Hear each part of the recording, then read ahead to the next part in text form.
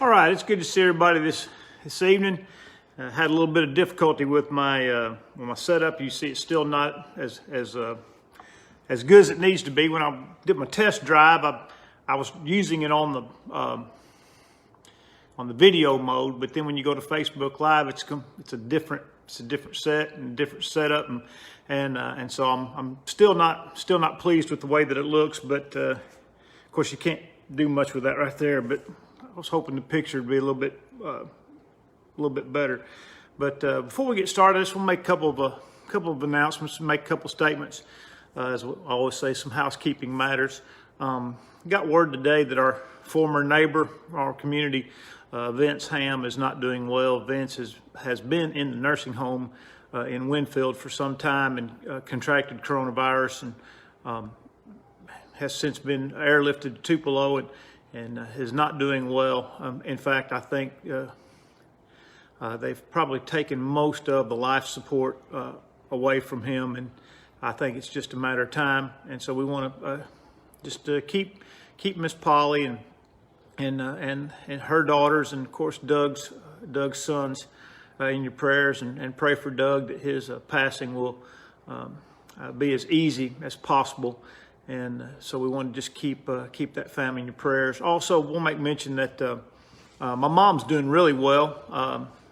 She's went home on Thursday and has done quite well. In fact, she watched the morning. I know she watched the morning broadcast today, and so we're thankful for that. And I'm continue to be thankful for all of the cards. She continues to just tell us about who all sent in her cards and whatnot, and we're just so thankful for that. And mom's doing real well, and we'll see how things progress with her stem cell transplant. This is the first time it's been a long time since I've done this just using my phone. I brought my camera set up, and I thought, well, it's just going to be too much trouble. So this is just a straight phone setup with no YouTube until it posts later, and I can actually see all of you coming in now. I see Dr. Tucker, I see Nash, and others, and I just can't tell you how much it means to me to see folks that are watching, and just so encouraging. But we're going to look at some things. We're going to look at some things this morning or this afternoon about Bible translation. This is not going to be in depth or anything of that nature. But one of my cousins about 2 weeks ago forwarded me I guess you might say something from Facebook, and I may tell you, I've got it sitting up over here. I may run and get it here in just a second. But someone had sent it to her, and before she shared it or copied and pasted it or whatever it is that she might that one might do in social media, she sent it to me with just this: "Is this true? Is this true?" And it was a list of statements and a picture, so to speak, of about the King James Bible and the New International Version, and there were a lot of things on there. And so I just made a very brief response to her with regard to that. And you may have seen. I tell you what I'm going to do. I am going to go ahead and grab my PC real quick, grab my laptop, just so you can see it.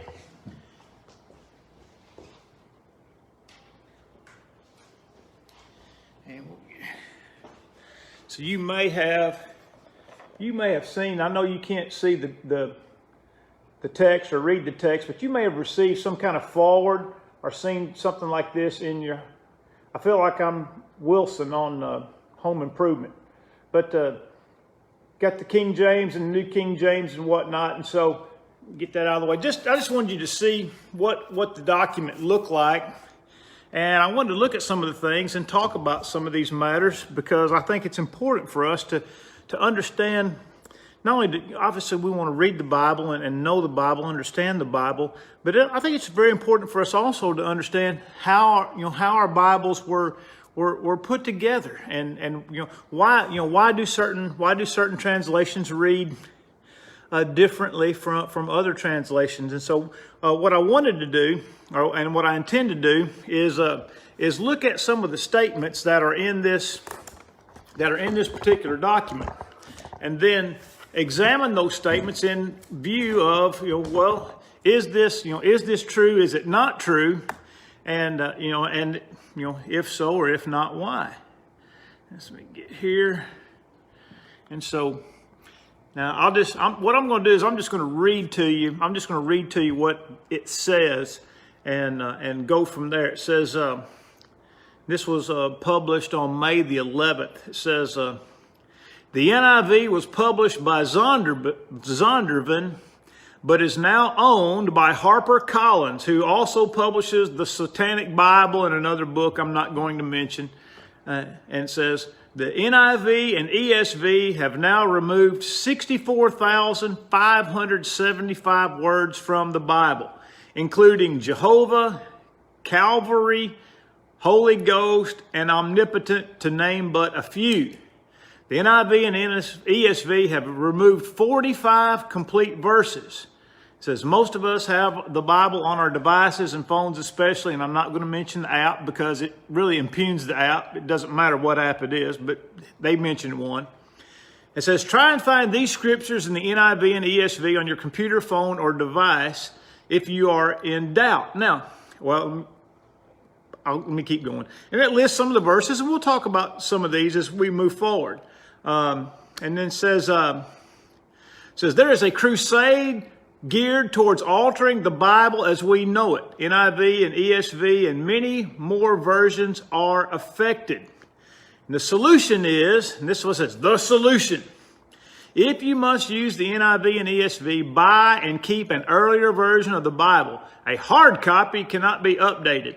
All these changes occur when they ask you to update the app on your phone or laptop. And then you could see the image that I showed you with the KJV and NIV, and I'll talk about that in just a moment. But let's kind of walk through, because, if and look, I'm not a textual critic.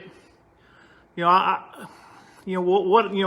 I know about textual criticism, you could put in this cup and still have plenty of room for all the coffee you want to drink. But there are just I think there's some basic things that you don't need any kind of background in textual criticism to know and to understand.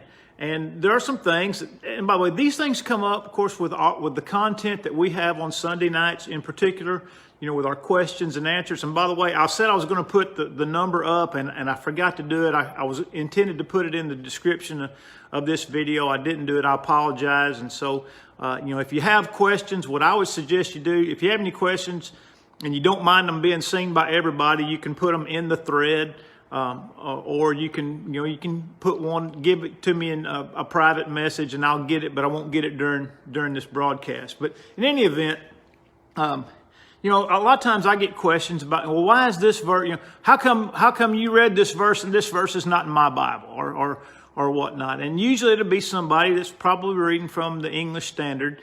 I don't know anybody in the congregation where I preach that reads the NIV, at least not as their version of choice. I mean, there's about three translations that you're going to find among the folks at Burleson, which is sufficient for this particular discussion. Most people are going to carry the King James Version or the New King James Version, or they're going to carry the English Standard Version, which is a fairly new, recent translation and carried by a lot of our people and read. Now, I got one. Philip may have a different one. He likes the Holman and others, but the reason he does that is he reads the Bible through using a different translation every year, which I think is a great idea, and I would strongly encourage anyone to do that. But in any event, we get a lot of questions about, well, why is you read this verse, but this verse is not in my Bible, and usually it's Acts 8:37, and we'll talk about Acts 8:37 in just a moment. But and so we need to understand how our Bibles are constructed and why there are certain so-called discrepancies between translations. So, but let's just go through I want to just go through the text of this particular social media forward or share, whatever you want to call it. And I wrote some notes down. So let's just kind of walk through it. And it says, the NIV is now owned by HarperCollins. And HarperCollins publishes the Satanic Bible and this book and this book and this book, as if simply because HarperCollins owns the rights to publish the NIV, that HarperCollins can make whatever changes to the NIV that they want to make, and that's just patently false. For example, whoever owns a translation or the right to publish a translation has no bearing on the translation itself. In other words, once the translation is published, or it's compiled and published and copyrighted, then you're not just at liberty to buy it and change it any way you want to change it. For example, let's just say, let's just say that I had enough money that I could buy the rights to Tom Sawyer. I can buy the publishing rights to Tom Sawyer. Now, just because I own the rights to Tom Sawyer doesn't mean that I can change the book, or maybe could be to Kill a Mockingbird, or maybe Gone with the Wind, some classic work. Just because a person owns the right to print the book doesn't mean they have the right to change the book.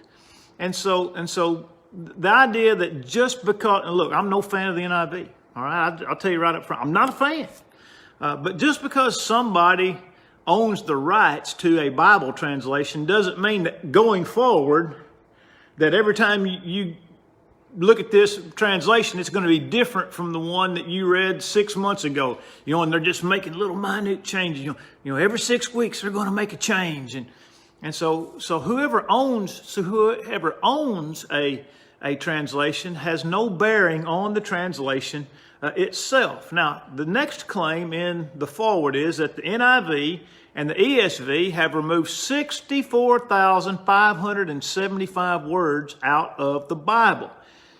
Now, again, this is problematic because whoever is saying this is probably comparing the NIV or the ESV to the King James Version. And so, and I know that just because I did a little research on the numbers that are in these particular Bibles. And so it's almost like, well, the King James Version is the standard against which all other versions have to be compared.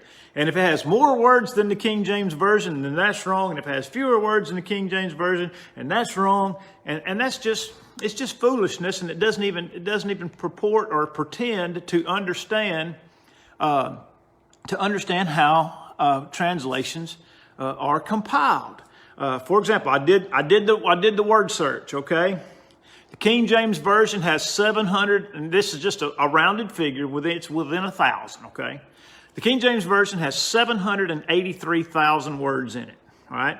The English Standard Version has 757,000 words in it, a difference of about 26,000 words.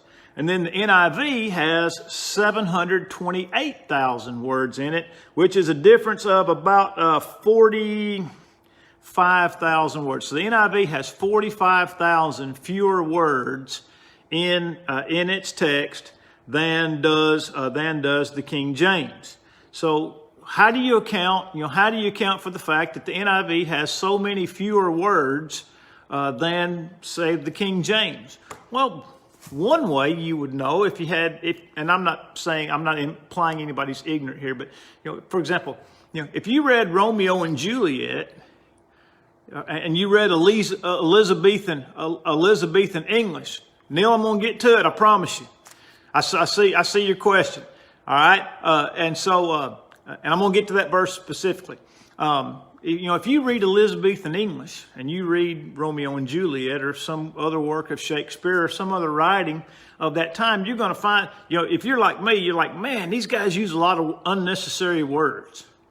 And that's a very simple explanation as to why more modern translations have fewer words in them than some of the older translations. The way that words and colloquialisms were spoken are different today than when they were, say, when the King James was translated, in 1611. And so, the word count is not problematic. The difference is what's the comparison? Is it, for example, is it possible? And I'll do Acts 8:37 too. I promise, Neil. The word count is not the issue. But what if the King James had words that didn't belong in it? In other words, what if there were some words that were added to the King James Version that really didn't belong there? So you see, the problem is, if the King James Version is going to be the standard, then the King James Version has to be perfect. And I can assure you, beyond a shadow of a doubt, with no hesitation whatsoever, I'm going to tell you right now, the King James Version is not a perfect translation of the Bible. There is no such thing as a perfect translation of the Bible. There's no such thing as an inspired translation of the Bible. And so the idea that there are different words or fewer words is something that is very important for us to understand as to why certain translations have more or a greater number or a fewer number of words. For example, I'm a big fan of Jordan Peterson. If you've heard me preach for very long at all, you know that this is indeed the case. But Jordan Peterson, I heard him say this as he was talking about writing his book, 12 Rules for Life. And here's what he said. He said, I rewrote every sentence in that book 15 times. Now, I don't know if he literally meant 15 times or if he was, using hyperbole. And somebody said, well, why did you write and rewrite every sentence so many times? He said, because I wanted to be as concise as I possibly could. In other words, I wanted to say everything I wanted to say it exactly right, as precisely as I possibly could, which means he rewrote a number of times, and that not all of his sentence rewrites had the same number of words. Now, when you're talking about a difference of, say, 40,000 words against almost 800,000, you're talking about a very small portion. 80,000 words would be 10%, so 45,000 words is going to be about a 5% difference, which means that for every 100 words, a modern translation could have shrunk that down to 95 words, and that would account for every single difference. Now, in the last 5 years, I've written 2 Bible blogs, 2 Bible reading blogs. One was called 1 in 4, and it was reading the Old Testament in a year and the New Testament 4 times in a year. And I wrote on every single day's reading. I had a little blurb. When I finished with that after 360 days, my little book had over 185,000 words in it. And that is equal to, I wrote that down. No, it had 136,000 words in it. I'm sorry, it had 136,000 words in it. That's approaching the number of words that are in the entire New Testament. This past year, I wrote another Bible reading blog on the New Testament, and it has 103,000 words. Now, when I was writing these particular blogs, I did. I made each day fit one page that I had set up in Microsoft Word. In other words, I had so much space to fill, and if I wrote too much, I had to go back and edit, which means that I'd go back and I'd write fewer. I'd find, now how can I shrink this down and make it more concise, because I had a limited number of space or a limited amount of space. Well, if you don't have that, guess what's going to happen? You're going to use more words. I've written a ton of manuscripts for lectureships and other religious literature, and I have say, all right, we want you to write 15 to 1,800 words, and I get in here and I'm not done writing yet, and I've got 1,750 words, and I still got some more things I want to say. So what do I have to do? I have to go back and make it more concise and make my writing more concise so that I can stay within the confines. But if I didn't have those confines, I might end up like William F. Buckley Jr. I might use 50 words when 10 words would be sufficient. And so there's a lot to be said about the process of translation and being concise. Also, we don't say things We don't say things the same in 2020 that they did in 1620. And so there's just a lot, the idea of words, and again, and even though it's not said, I know that they're comparing these words or these word counts to the King James Version of the Bible. And so that's not a very good way. And then on the in the next section it says they have removed words such as Jehovah, Calvary, Holy Ghost, and omnipotent, to name but a few. All right. So the word Jehovah is from a tetragram. I think that's what it's called. And nobody knows that the word is Jehovah because the vowels were taken out of it. And so we've done in other words, they've done the best that they can. But the word Jehovah is basically a translation, and at best a translation. And there could be, it is well the case that other words, word or words could be used to accurately represent whatever that word means in the original text. Now, the idea that they've taken Calvary out, now let's just talk about that one for a minute. The word Calvary's been taken out of the Bible. You know, the NIV or whatever doesn't use the word Calvary. Do you know how many times that word appears in the Bible? In the King James Bible? You know how many times you find the word Calvary in the Bible? One time. One time. And it's not that they took it out. They put something better in.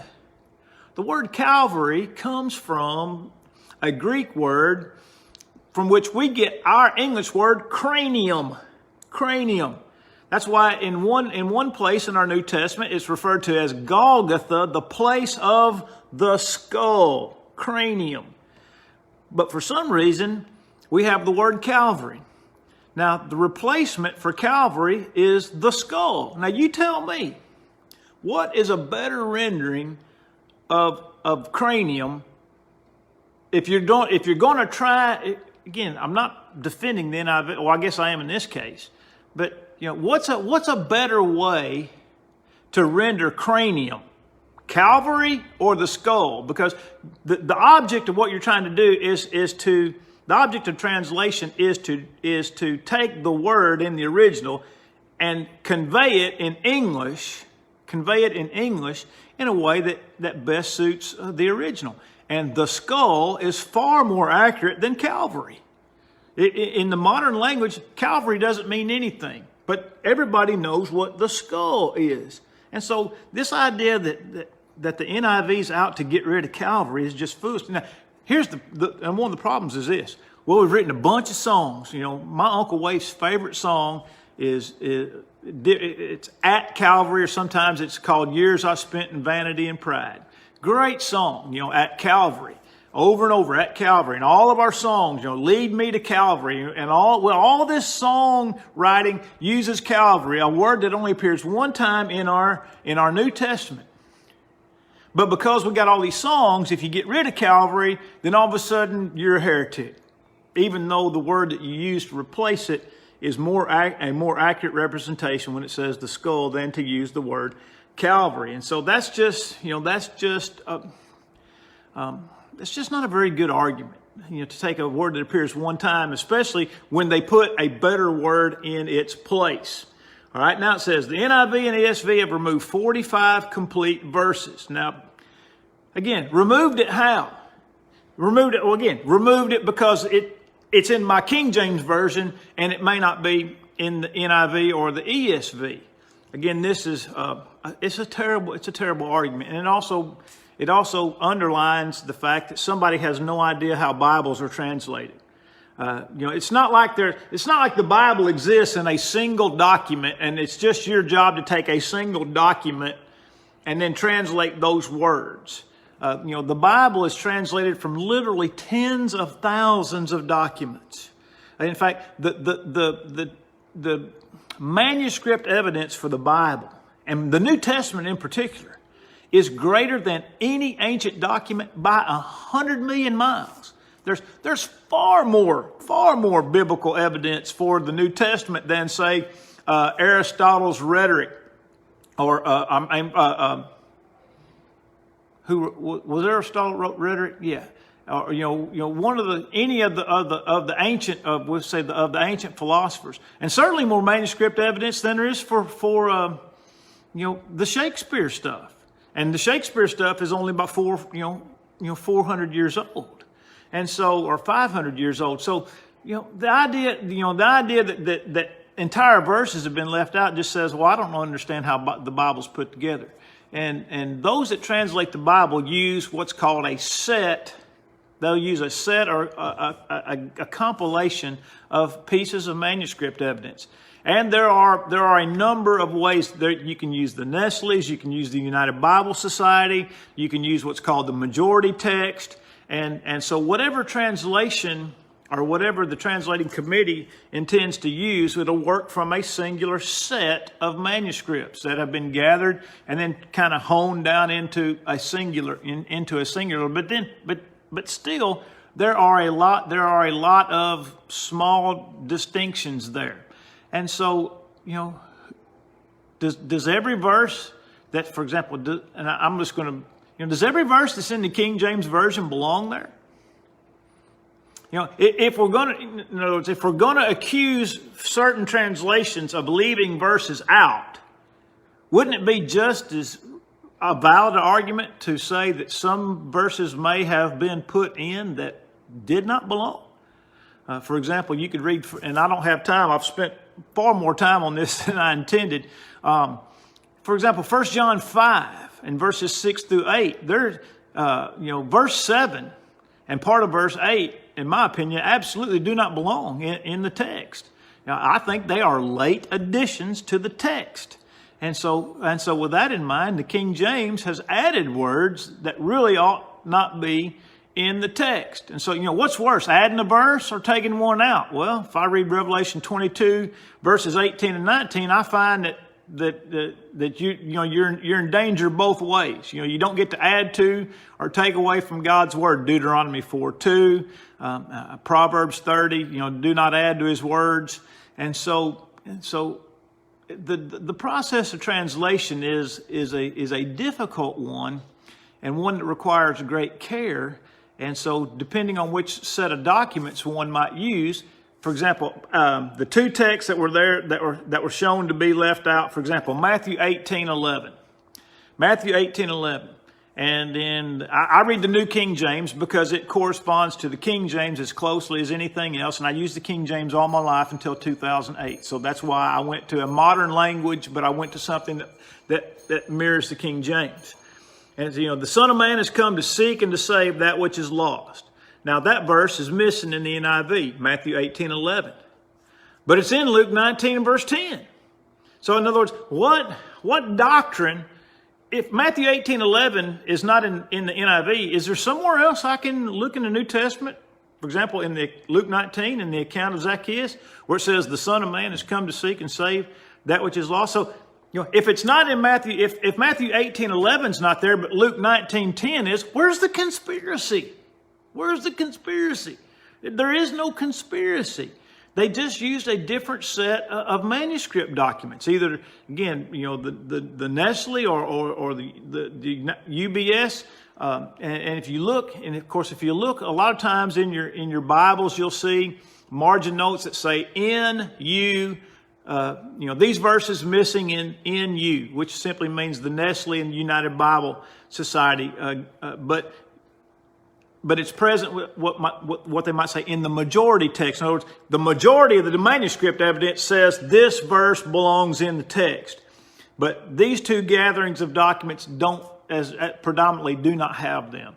And so, all right, Matthew 18:11 is not in there. But it's Luke 19:10 is, which says the exact same thing. Acts 8:37 is the one I mentioned earlier that seems to, cause people a lot of consternation with the statement of the eunuch that he believes that Jesus Christ is the Son of God. If you have an NIV or an ESV, your Bible goes from Acts 8:36 to Acts 8:38. There's no 37 in there. And so you're looking at, why is it missing? Well, because a different set of manuscripts didn't have it, as opposed to, say, the majority text, which did have it. The question is this. And by the way, I think that the narrative makes more sense with it, but I don't know that it necessarily has to be in there. All right, is there any other verse I can read in the New Testament that teaches me I have to confess that Jesus is the Son of God, like Matthew 10:32 or Romans 10:9 and 10, or as the Great Confession or the Good Confessions mentioned, 1 Timothy chapter 5. I mean, there's all types of passages in the New Testament that teach the necessity of confessing that He is the Christ. And so, the presence or absence of Acts 8:37 is interesting, especially among some of my Baptist friends, because that's not the confession that they make before they're baptized. The confession that the Baptist church teaches is that you have to confess that Jesus has already saved you before you're baptized. Why are you going to fuss over Acts 8:37 when you don't even practice it? I mean, the confession that's made before baptism, if you're going to be strict, is that Jesus Christ is the Son of God, or He is the Lord, Romans 10:9 and 10. Nobody ever confessed that they were saved before they were baptized, but every Baptist church, every Baptist preacher I've ever known teaches that you confess that you're saved before you're baptized. Something to the effect of, do you believe that God has, for Christ's sake, forgiven you of your sins? And then when you say yes, then they baptize you because you believe you're already saved. You'll never find that in the New Testament. Never. Not one place. Lost people are baptized, not saved people. And look, I'll debate anybody, anywhere, anytime on that principle. That's just so clear, but yet so many people don't see it. So, Acts 8:37 doesn't affect any teaching in any way with regard to baptism. And so, and again, the people that are fussing about it don't even practice Acts 8:37. And so that certainly is problematic. And then I want to make mention of this. The American Standard Version of 1901 is generally considered to be the most accurate translation of all time.